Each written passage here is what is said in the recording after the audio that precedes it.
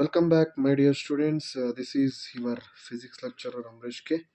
So ನಿನ್ನೆ ವಿಡಿಯೋದಲ್ಲಿ ನೀವು 5 ಮಾರ್ಕ್ಸ್ ಡೆರಿವೇಷನ್ ಮತ್ತು ಪ್ರಾಬ್ಲಮೆಟಿಕ್ ಪಾರ್ಟ್ ಯಾವ ಥರ ಓದಬೇಕು, ಯಾವುದುಗಳನ್ನು ಓದಬೇಕು ಅನ್ನೋದನ್ನು ನೋಡಿದ್ದೀರಿ. ಸೊ ಇವತ್ತಿನ ವಿಡಿಯೋದಲ್ಲಿ ನಾನು 3 ಮಾರ್ಕ್ಸ್ ಮತ್ತು 2 ಮಾರ್ಕ್ಸ್ ಕ್ವಶನ್ಸ್ಗೆ ಯಾವ ಥರ ಓದಬೇಕು ಮತ್ತು ಯಾವ ಕಾನ್ಸೆಪ್ಟ್ಗಳನ್ನು ನೀವು ಯಾವ ಥರ ಓದಬೇಕು ಅನ್ನೋದನ್ನು ಹೇಳ್ಕೊಡ್ತೀನಿ. ಸೊ ವಿಡಿಯೋ ನೋಡೋಕ್ಕಿಂತ ಮುಂಚೆ ಚಾನಲ್ನ ಸಬ್ಸ್ಕ್ರೈಬ್ ಮಾಡಿ ಅಂತ ಹೇಳ್ತಾ, ಸೊ ಇವತ್ತಿನ ಒಂದು ಈ ವಿಡಿಯೋದಲ್ಲಿ ಫಸ್ಟಿಗೆ ಪಾರ್ಟ್ ಸಿಯಲ್ಲಿ 3 mark questions. Okay, 3 mark questions ನಿಮಗೆ ಎಷ್ಟು ಬರ್ತವೆ ಎಕ್ಸಾಮಲ್ಲಿ? 8 ಕ್ವಶನ್ಸ್ ಬರ್ತವೆ. 8 ಕ್ವಶನ್ಸಲ್ಲಿ ನೀವು 5 ಕ್ವಶನ್ಸ್ನ ಬಿಡಿಸ್ಬೇಕು. ಹಾಗಾದರೆ 5 ಕ್ವಶನ್ಸಲ್ಲಿ ನೀವು 5 ಚಾಪ್ಟರ್ನ ಸೆಲೆಕ್ಟ್ ಮಾಡ್ಕೊಳ್ಳಿ. ಅರ್ಥ ಆಯ್ತಾ? ಪ್ರತಿಯೊಂದು ಚಾಪ್ಟರಿಂದ ಒಂದು ಬರುತ್ತೆ. 8 ಚಾಪ್ಟರ್ಸಿಂದ 3 ಮಾರ್ಕ್ಸ್ ಕ್ವಶನ್ಸ್ ಬರುತ್ತೆ. ಹಾಗಾಗಿ 5 ಚಾಪ್ಟರ್ನ ಫಿಕ್ಸ್ ಮಾಡ್ಕೊರಿ. ಆ ಚಾಪ್ಟರಿಂದ ಮತ್ತೆ ಚಾಯ್ಸ್ ಮಾಡಬೇಡ್ರಿ. ಆ ಚಾಪ್ಟರ್ಲಿ ಬರುವಂತಹ ಎಲ್ಲ 3 ಮಾರ್ಕ್ಸ್ ಕ್ವಶನ್ಸ್ನ ಸಾಲ್ವ್ ಮಾಡಿರಿ. ಅದಾಯ್ತಾ? ಪ್ರಾಕ್ಟೀಸ್ ಮಾಡಿರಿ ಒಂದ್ಸಲ.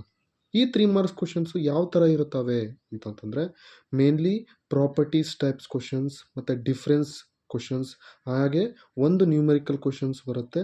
ಅದೇ ತರಹ 3 ಮಾರ್ಕ್ ಡೆರಿವೇಷನ್ ಯಾವ್ಯಾವ ಚಾಪ್ಟ್ರಲ್ಲಿ ಇದಾವೋ ಆ ಚಾಪ್ಟ್ರಿಂದ 3 ಮಾರ್ಕ್ ಡೆರಿವೇಷನ್ಸೇ ಬರ್ತವೆ.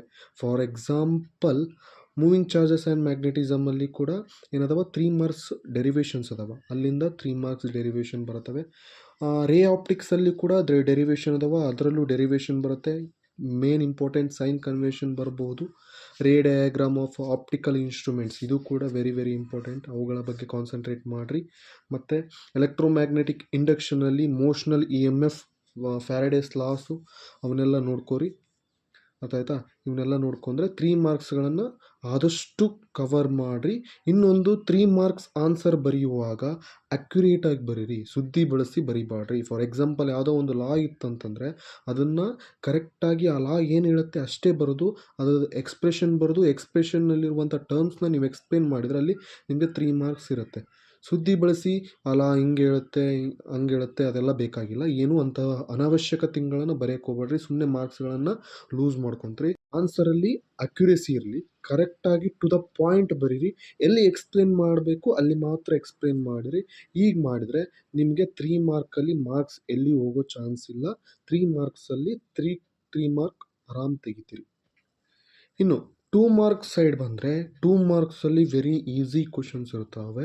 ಸೊ ಈ 2 ಮಾರ್ಕ್ ಕ್ವಶನ್ಸ್ಗೆ ನಾನು ಯಾವ ಥರ 3 ಮಾರ್ಕಿಗೆ ಹೇಳಿದೋ ಅದೇ ಥರ ಇಲ್ಲೂ ಕೂಡ 5 ಚಾಪ್ಟರ್ ನಿಮ್ಗೆ ಯಾವುದು ಈಸಿ ಅನಿಸ್ತವೋ ಆ 5 ಚಾಪ್ಟರ್ಗಳನ್ನ ಸೆಲೆಕ್ಟ್ ಮಾಡಿ ಅಲ್ಲಿ ಬರುವಂಥ 2 ಮಾರ್ಕ್ ಎಲ್ಲ ಕ್ವಶನ್ಸ್ಗಳನ್ನು ಓದ್ರಿ.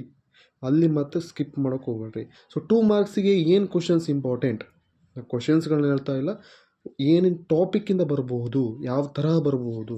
ಎಕ್ಸಾಂಪಲ್, ನಿಮಗೆ ಡೆಫಿನೇಷನ್ಸ್, ಎಕ್ಸ್ಪ್ರೆಷನ್ಸ್ ಇವಂತೂ ಪಕ್ಕ ಬರ್ತವೆ. ಮತ್ತು SI ಯೂನಿಟ್ ಟೈಪ್ಸ್ ಕ್ವಶನ್ಸೂ ಬರ್ತವೆ. ಹಾಗಾಗಿ ಎಲ್ಲ ಡೆಫಿನೇಷನ್ಸ್, ಎಕ್ಸ್ಪ್ರೆಷನ್ಸ್, SI ಯೂನಿಟ್ಸ್ ಎಲ್ಲವನ್ನೂ ನೋಡ್ಕೊಳ್ರಿ. ಅದೇ ಥರ ಪ್ರಾಪರ್ಟೀಸೂ ಬರ್ತವೆ ಇಲ್ಲಿ.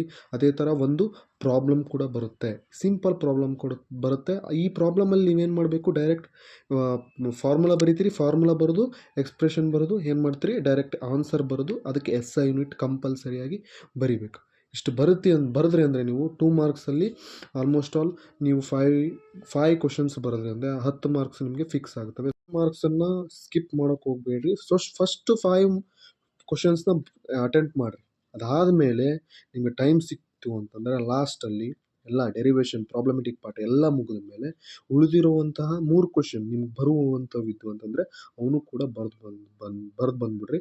ಮಾರ್ಕ್ಸು ನೀವು ಯಾವುದು ಕರೆಕ್ಟಾಗಿರ್ತದೋ, ಅಕ್ಯುರೇಸಿ ಯಾವುದಕ್ಕಿರುತ್ತೋ ಅದಕ್ಕೆ ನಿಮಗೆ ಮಾರ್ಕ್ಸ್ ಬಂದೇ ಬರ್ತವೆ. ಸೊ ಯಾವುದೇ 2 ಮಾರ್ಕ್ಸ್ 3 ಮಾರ್ಕ್ಸ್ ಕ್ವಶನ್ನ ಸ್ಕಿಪ್ ಮಾಡೋಕ್ಕೆ ಹೋಗಬೇಡ್ರಿ. 8 ಕ್ವಶನ್ಸ್ ಇರ್ತವೆ, ಅದರಲ್ಲಿ 5 ನಿಮಗೆ ಬರುವಂಥವೇ ಇರುತ್ತವೆ. ಅದರಲ್ಲಿ ಕೂಡ 4 ಕ್ವಶನ್ಸು ವೆರಿ ಈಸಿ ಕ್ವಶನ್ಸೇ ಇರುತ್ತವೆ. ಸೊ ಸ್ಕಿಪ್ ಮಾಡಬೇಡಿ. 3 ಮಾರ್ಕ್ 2 ಮಾರ್ಕ್ ಕ್ವಶನ್ಸ್ನ ಸ್ಕಿಪ್ ಮಾಡಬೇಡಿ. ಓಕೆ, ನೀವು ನಾನು ಅನ್ಕೊಂಡಂಗೆ ನಿನ್ನೆ ವಿಡಿಯೋ ನೋಡಿ ನೀವು ಡೆರಿವೇಷನ್ಸ್ ಮತ್ತು ಪ್ರಾಬ್ಲಮೆಟಿಕ್ ಪಾರ್ಟ್ನ ಇಲ್ಲಿಗೆ ಮುಗಿಸಿರ್ತೀರಿ ಅನ್ಕೊಂಡಿರ್ತೀನಿ. ಸೊ ನಾನು ಹೇಳಿದಾಗೆ ಇಡೀ ಸಿಲೆಬಸ್ನ ಕುಂತ್ಕೊಂಡು ಓದಬೇಡಿ. ಓಕೆನಾ? 5 marks derivation problematic part complete ಮಾಡಿರ್ತೀರಿ. ಇವಾಗ ಏನು ಮಾಡಿರಿ, 3 mark questions very very important ಕ್ವಶನ್ಸ್ನ ನೋಡಿರಿ. ಅದಾದಮೇಲೆ ಚಾಪ್ಟ್ರಲ್ಲಿ ಬರುವಂಥ ಎಲ್ಲ ಕ್ವಶನ್ಸ್ನ ರಿವೈಸ್ ಮಾಡಿರಿ. ಇಂಪಾರ್ಟೆಂಟ್ಗಳಿಗೆ ಸ್ಟ್ರಿಕ್ ಆಗಬೇಡ್ರಿ. ಯಾಕಂತಂದರೆ 5 ಕ್ವಶನ್ನಲ್ಲಿ 3 ಕ್ವಶನ್ಸು ರಿಪೀಟ್ ಆಗ್ಬೋದು ಬೇರೆ ಬೇರೆ ಎಕ್ಸಾಮಲ್ಲಿ ಬಂದಿರುವಂಥವು. ಬಟ್ ಉಳಿದು ಕ್ವಶನ್ಸ್ಗಳು ರಿಪೀಟ್ ಆಗ್ತವೋ ಅನ್ನೋ ಒಂದು ಭ್ರಮೆಯಲ್ಲಿ ಕುಂತ್ಕೊಳ್ಕೋಬೇಡ್ರಿ. ಸೊ 5 ಚಾಪ್ಟರ್ ಏನು ಸೆಲೆಕ್ಟ್ ಮಾಡಿರ್ತೀರೋ ಅದರಲ್ಲಿ ಬರುವಂಥ 3 ಮಾರ್ಕ್ ಕ್ವಶನ್ಸ್ನ ಎಲ್ಲವನ್ನು ಕೂಡ ನೀವೇನು ಮಾಡಿರಿ, ಟಚ್ ಮಾಡಿ ಬರ್ರಿ. ಅದಾಯ್ತಾ? ಎಲ್ಲವನ್ನ ಪ್ರಾಕ್ಟೀಸ್ ಮಾಡಿರಿ. ಅದರಲ್ಲಿ ಬಂದೇ ಬರ್ತವೆ. ನೀವು ಓದಿದ್ರಿ ಅಂತಂದರೆ ಅವು ನೀವು ಎಕ್ಸಾಮಲ್ಲಿ ನೆನಪು ಬಂದೇ ಬರ್ತವೆ. ಸೊ ಇಷ್ಟು ಮಾಡಿರಿ. 3 ಮಾರ್ಕ್ಸ್ 2 ಮಾರ್ಕ್ಸನ್ನು ಇವತ್ತು ರಾತ್ರಿ ಒಳಗಡೆ ಕಂಪ್ಲೀಟ್ ಮಾಡಿರಿ.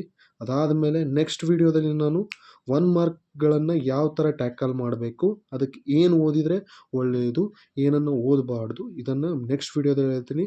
ಅದ್ರ ಜೊತೆಗೆ ಯಾವ ಥರ ನೀವು 3 ಅವರ್ಸ್ ಟೈಮ್ನ ಮ್ಯಾನೇಜ್ ಮಾಡಬೇಕು ಡ್ಯೂರಿಂಗ್ ದ ಎಕ್ಸಾಮಿನೇಷನ್, ಯಾವ ಥರ 3 ಅವರ್ಸ್ನ ನೀವು ಮ್ಯಾನೇಜ್ ಮಾಡಬೇಕು ಅನ್ನೋದನ್ನು ಕೂಡ ನೆಕ್ಸ್ಟ್ ವಿಡಿಯೋದಲ್ಲಿ ಹೇಳ್ತೀನಿ. ಸೊ ವಿದ್ಯಾರ್ಥಿಗಳೇ, 3 ಮಾರ್ಕ್ಸ್ 2 ಮಾರ್ಕ್ಸ್ ಕ್ವಶನ್ಸು ನಿಮ್ಮನ್ನು ಕೈ ಹಿಡಿತಾವೆ. ಸೊ ಅವುಗಳನ್ನು ಬಿಡಬೇಡ್ರಿ. ಚೆನ್ನಾಗಿ ಓದ್ರಿ, ಪ್ರಾಕ್ಟೀಸ್ ಮಾಡಿರಿ. ಬರ್ತಾವಂತೇಳಿ ಬಿಡಕ್ಕೆ ಹೋಗ್ಬೇಡ್ರಿ. ಚೆನ್ನಾಗಿ ಪ್ರಾಕ್ಟೀಸ್ ಮಾಡಿರಿ, ಮಾರ್ಕ್ಸ್ ಬಂದೇ ಬರ್ತವೆ. So all the best, prepare well, see you next video. Bye bye.